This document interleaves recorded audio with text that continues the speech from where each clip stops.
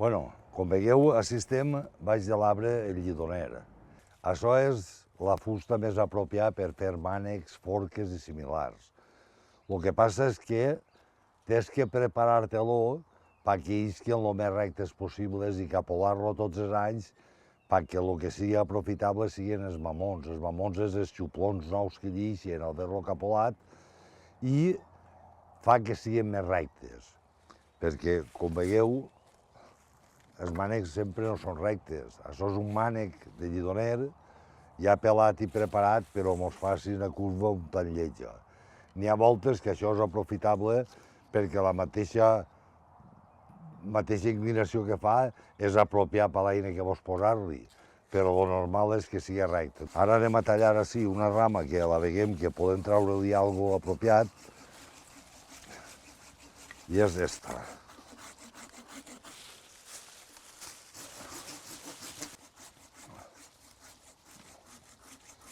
Tota la rama no serà aprofitable, però sí que aprofitarem per mànecs més curts, més rectes. Ja tenim així la rama que consideràvem que era prou útil per al mànec que volem fer. Ara jo passo el que és el capolar-la. Capolar-la vol dir llevar-li totes les puntetes estes que no van a ser-nos útils per res. Esta feina és delicada i perilloseta, hi ha que anar amb cuidado en tallar-se.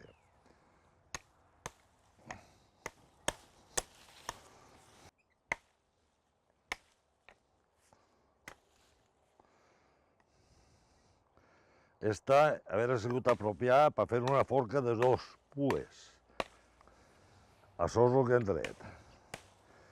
D'ahir per avall podrem aprofitar-la per un mànec gros, gruixut i curt. Com veieu així, fa el que és l'eixida de les vares anteriors. Això pot ser aprofitable per deixar la grossor i quan clavem l'eina que no mos s'enisca.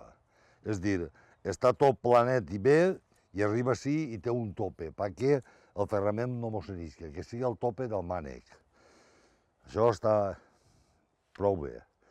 I de recte està seguint prou recte. El normal és que això segui a l'ombra.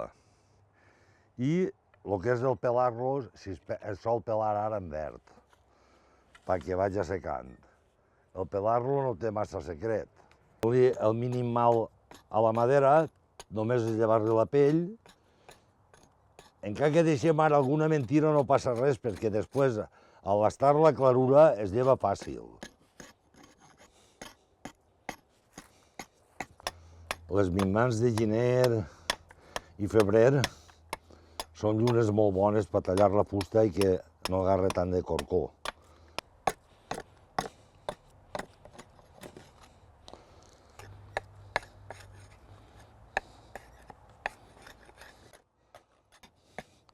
Això hi ha que fer-ho sempre amb cuidado perquè estem treballant en eines que són una miqueta perilloses. Però si vas en cuidado no té per què passar res. Les feines quan tens 30 anys es fan millor. Ara només simplement les fas, però d'aquella manera.